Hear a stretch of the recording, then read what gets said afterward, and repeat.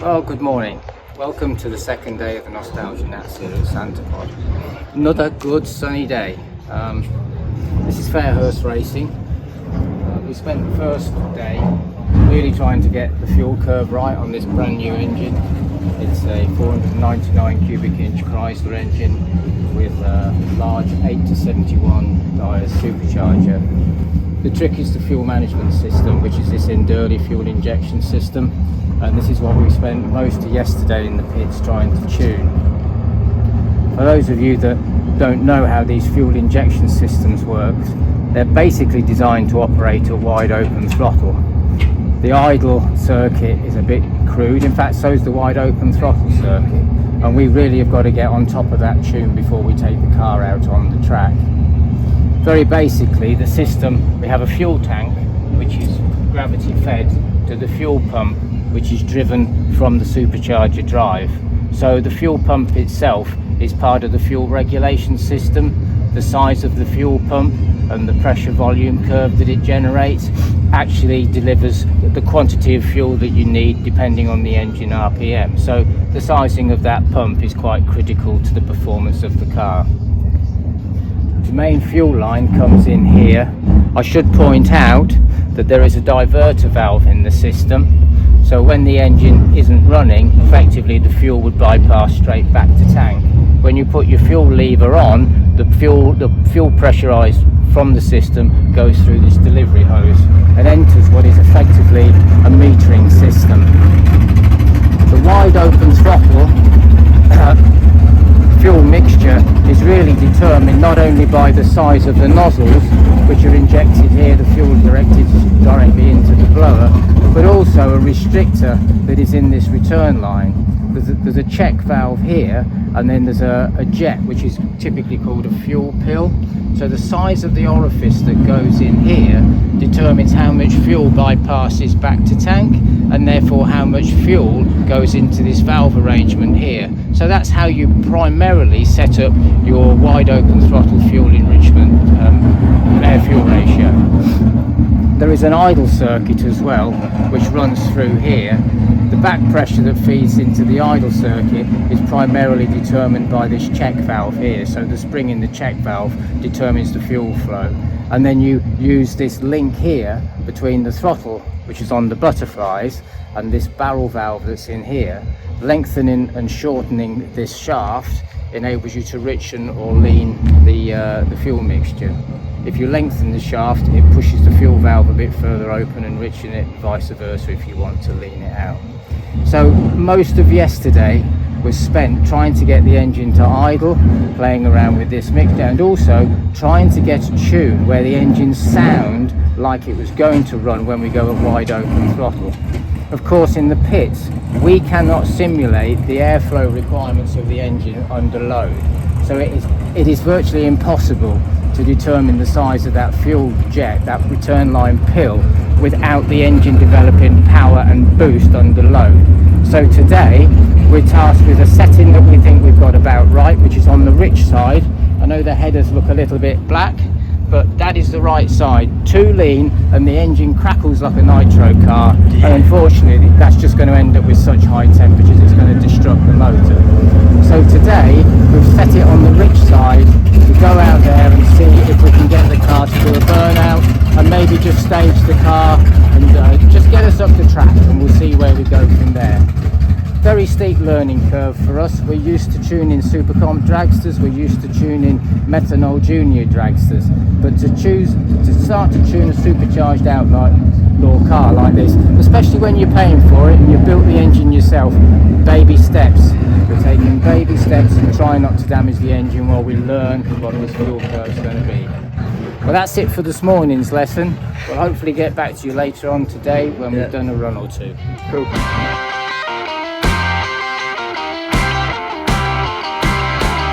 Is this a debut for the car?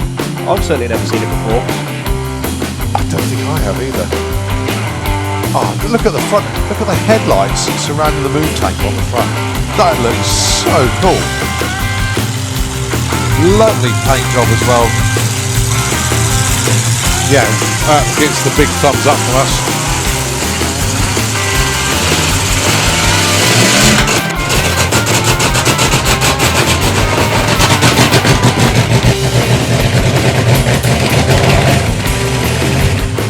as always with a new car, you expect some teething issues. I just want to go A to B. It's the pure reason for this one. I'm not expecting the car to run a special number at all. Nice to see it out on track after such a long time as well.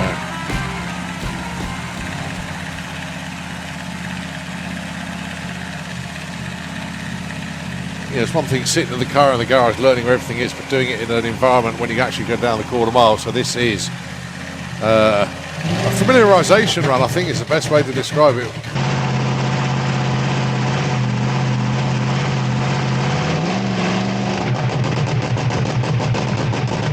Just imagine how strong that car will be. Oh yeah. It's one of those things you can't test anywhere else apart from at a racetrack. And if you do test somewhere else, you're going to get told off by the long arm of the law. So we're now going into round 2. Feet dangling out the back of the car as we tow it. It turned out that last run the check valve wasn't working right, so we fixed up. We also changed the fuel pill so it'll be running a lot richer, and it does sound a lot better. When you get on the throttle, it's more responsive. It's not perfect, but it's still we're gonna try it. You know, there's no reason why not to, and that's what we came here for. We came here for testing, and hopefully we'll have a bit more improvement and then things to solve. People have been saying we need a new a stiffer spring in the check valve on the return line, so that there's more pressure, so that'll be our next step, or shim it. But yeah, that'll be after this run. We'll see what we can do.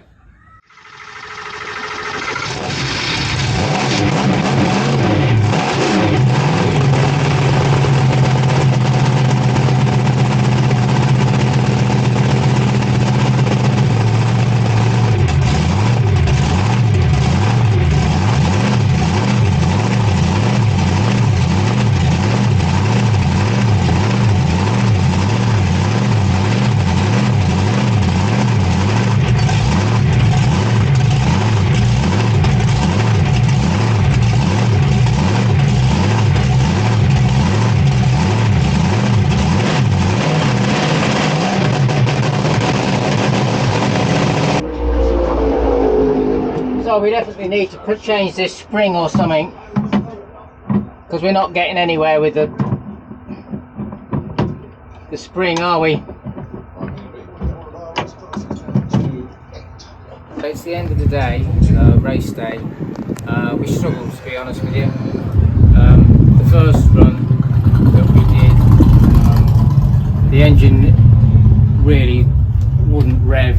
We assumed the problem was over fueling, and considering that we spent all day yesterday trying to get it right, it was a bit disappointing. But when we came back to the pits, we did actually manage to have a chat with somebody else who's running a similar setup.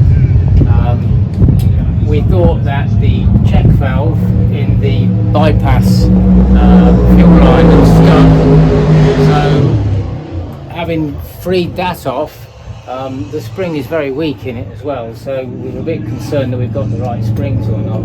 But we did actually manage to basically change the jets and get it running quite crisp, and so we went out and did another run, hoping that everything was going to be alright, and to be honest with you, it was just as bad. So there's a lot of head scratching going on today. We've really got to get some more parts. I think we need to get different springs here so we can play with that. We need more control over here. One of the things that we do know is that the setting of this fuel pill is very, very critical, and we may have been either side of where we want to be, but we're certainly not there yet. So we've called it a day, really. It's time to go home and have a scratch our heads, get some more parts, and then think of when we can come out again with enough time to try it. Yeah. I honestly think we need to probably run it at home a bit as well, because we are finding out that the sweet spot in the engine and at idle, we can do that without being up the strip, but there's no answer for actually getting the the main fuel system sorted out on the track. The only other option is to go to the expense of finding somebody with 1,000 horsepower dyno that could help us tune that. We've still got that option if we decide to do so. There are other options as well. In the extreme, we could go back to carburetors. We could put carburetors on this. We've got the plates and the carbs. We could do that. And in the other extreme, we could run methanol, which is much more tolerant to some of the mixture issues that we're having.